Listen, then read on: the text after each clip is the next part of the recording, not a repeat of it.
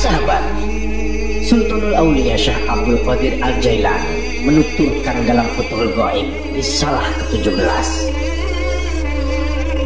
ketika seorang hamba mencapai keadaan bersatu dengan Allah yang terwujud melalui pertolongannya, sesungguhnya makna sejati dari bersatu dengan Allah adalah berlepas diri dari segala makhluk dan melepaskan kedirian.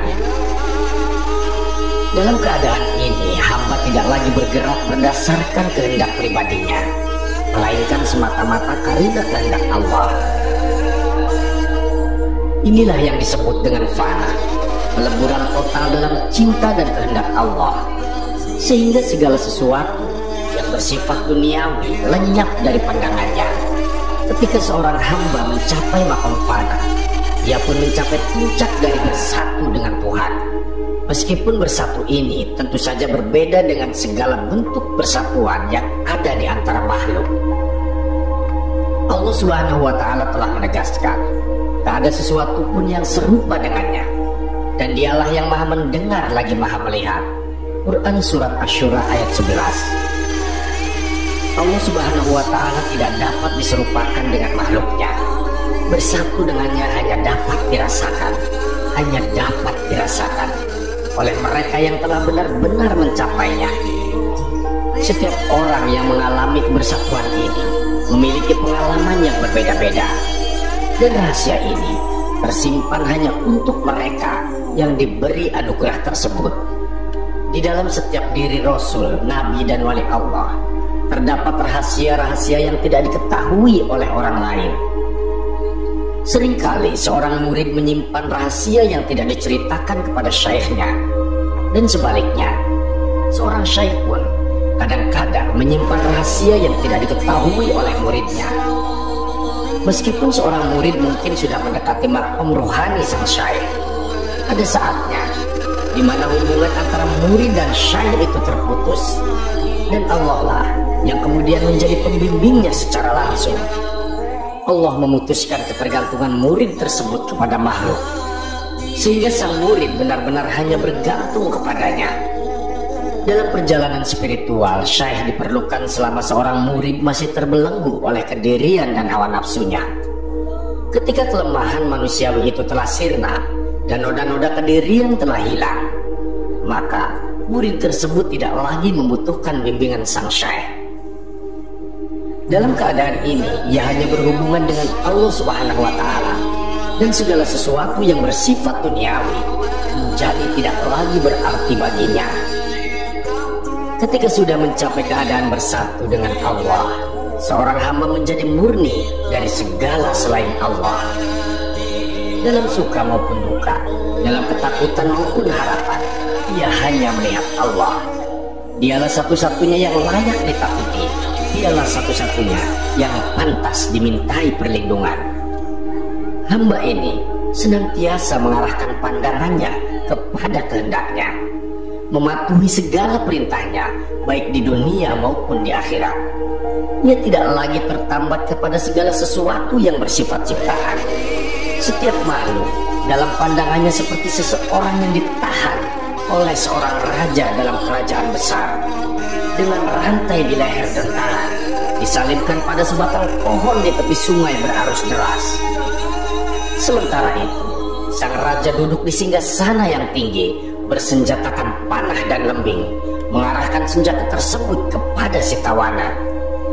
Bisakah kita menghargai seseorang yang melihat semua ini, tetapi tetap memalingkan pandangannya dari raja? Tidak merasa takut kepada raja tersebut, tidak berharap kepadanya, dan tidak berdoa untuk keselamatan si tawanan. Bukankah orang seperti ini menurut akal sehat dianggap bodoh, gila, dan tidak memiliki perasaan? Maka berlindunglah kepada Allah dari kebutaan hati setelah memiliki pandangan batin, dari keterpisahan setelah merasakan kebersatuan dengannya, dari keterasingan setelah merasakan keakraban dengannya, dari ketersesatan setelah mendapatkan petunjuk, dan dari kekufuran setelah mendapatkan iman. Dunia ini seperti sungai besar yang berarus deras. Setiap hari arusnya semakin kuat, melambangkan nafsu manusia yang selalu bertambah dan kesenangan duniawi yang tidak ada habisnya. Sementara itu, panah-panah dan senjata bidik melambangkan ujian-ujian hidup yang dihadapi manusia. Segala sesuatu yang menguasai kehidupan manusia, mulai dari cobaan hingga nikmat yang diterimanya, semuanya dibayangi oleh musibah.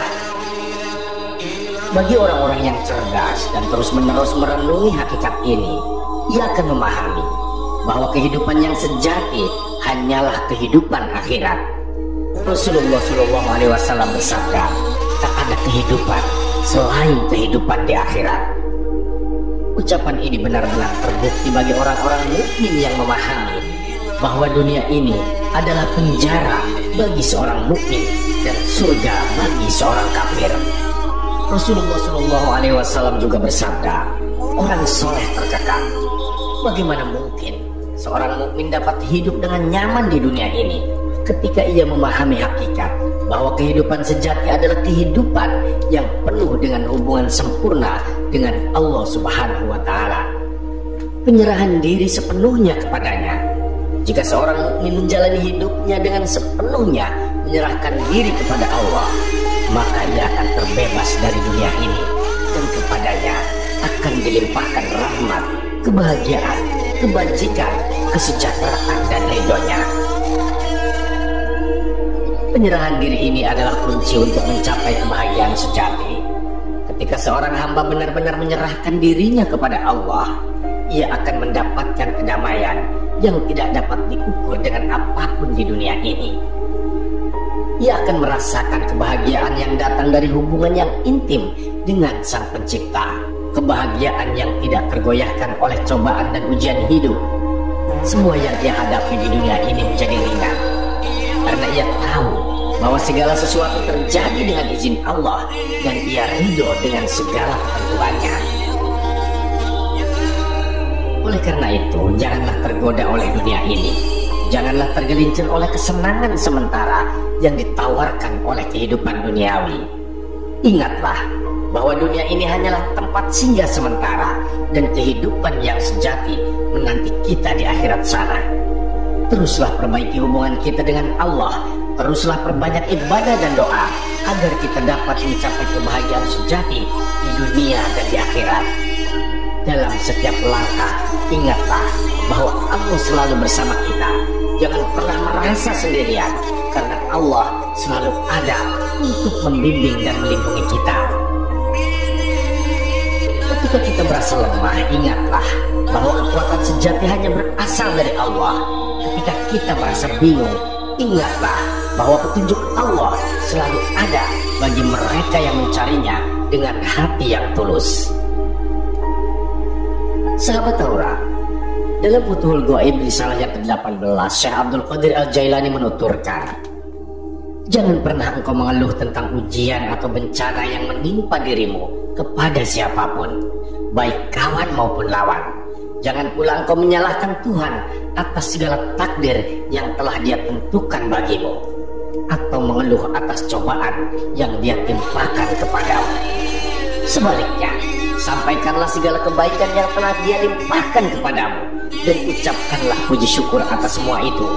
Bahkan jika engkau harus berpura-pura bersyukur atas rahmat yang belum engkau dapatkan, itu jauh lebih baik daripada mengumbar cerita tentang kesedihan hidupmu. Tidakkah engkau sadar bahwa tiada satu makhluk yang terlepas dari rahmatnya? Allah Subhanahu wa Ta'ala berfirman, dan jika kamu menghitung nikmat-nikmat Allah, niscaya kamu tidak akan pernah sanggup menghitungnya.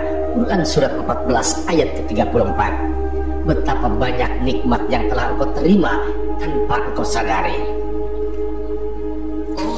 Janganlah engkau bergantung pada makhluk. Jangan terlalu menyenangi mereka, dan jangan pula ceritakan keadaanmu kepada siapapun. Cintamu harus sepenuhnya tertuju hanya kepadanya.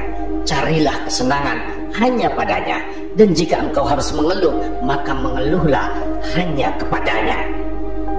Janganlah engkau melihat orang lain seolah mereka memiliki kuasa untuk memberikan manfaat ataupun mudarat kepadamu. Segala sesuatu adalah ciptaannya, dan di tangannya lah segala pergerakan atau diamnya mereka. Keberadaan mereka hingga saat ini hanyalah karena kehendaknya. Dialah yang menentukan derajat mereka. Barang siapa yang dimuliakannya, tak seorang pun dapat menghinakannya, dan barang siapa yang dihinakannya, tak seorang pun dapat memuliakannya. Jika Allah berkehendak menimpakan keburukan padamu, tidak ada yang dapat mencegahnya kecuali Dia sendiri. Dan jika Dia berniat melimpahkan kebaikan padamu, tidak ada yang dapat menahan rahmat-Nya. Namun, jika engkau mengeluh kepadanya, sementara engkau menikmati rahmat-Nya, itu berarti engkau tamak dan menutup mata terhadap nikmat yang engkau miliki. Ketahuilah, Allah murka terhadap hamba yang tamak dan tidak pandai bersyukur.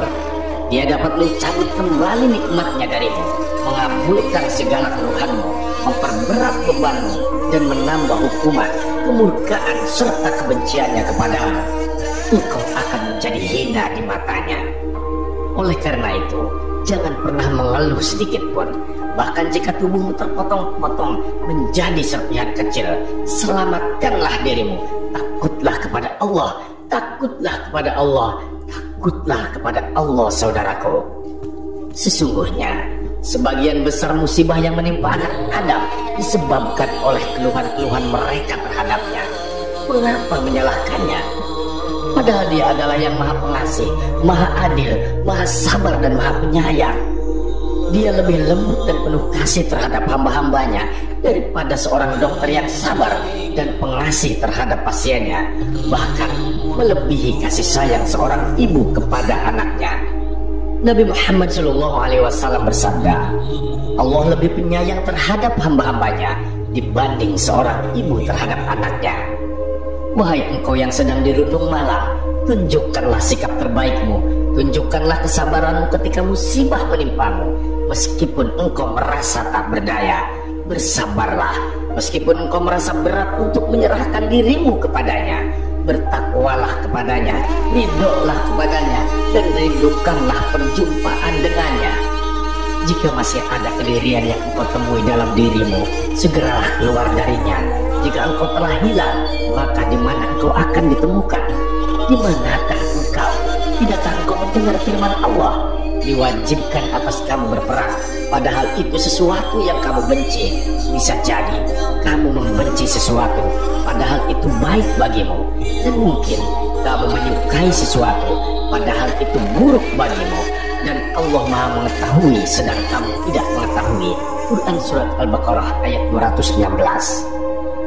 Pengetahuan tentang hakikat segala sesuatu telah tercabut dari hatimu dan tertutup dari penglihatanmu oleh tabir. Oleh karena itu, janganlah engkau berlebihan dalam membenci atau mencintai sesuatu. Ikutilah ketentuan syariat dalam segala keadaan jika engkau benar-benar merasa saleh. Setelah engkau menjalani ini, maka ikutilah semua perintahnya. Teguhkan dirimu, ridholah atas ketentuannya, dan berdamailah dengan kehendaknya. Luruhlah dalam kehendaknya, dan biarkan dirimu lebur di dalamnya. Janganlah engkau terjebak dalam jalan nasib yang penuh dengan liku-liku, melainkan gantilah keinginanmu dengan kehendaknya, dan tahanlah lidahmu dari segala keluhan. Jika engkau mampu menjalani ini, niscaya Tuhanmu akan menganugerahkan kebaikan yang melimpah, kehidupan yang nyaman, kebahagiaan, dan perlindungan karena ketaatanmu kepadanya. Ketahuilah, jika dalam diri manusia bersarang berbagai dosa, noda, dan kesalahan, maka ia tak layak untuk berada di hadapannya sebelum ia benar-benar bersih dari dosa-dosanya.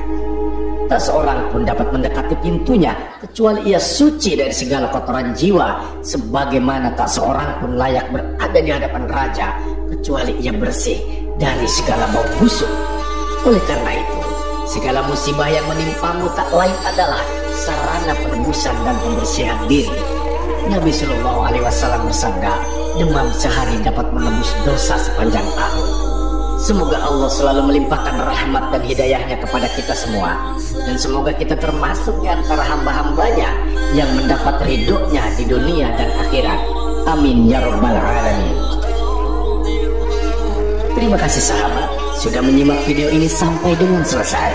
Semoga bermanfaat bagi kita semua. Saya doakan sahabat semua dimasukkan ke surganya Allah. Amin, amin ya rabbal alamin. Nantikan kembali konten-konten penuh hikmah dari channel kami. Jangan lupa untuk subscribe dan terus dukung channel ini dan menyalakan tombol lonceng notifikasinya. Salam cinta dari Haura Studio, di mana sebuah nasihat tak sebatas didengar, namun diresapi oleh jiwa. Wassalamualaikum warahmatullahi wabarakatuh.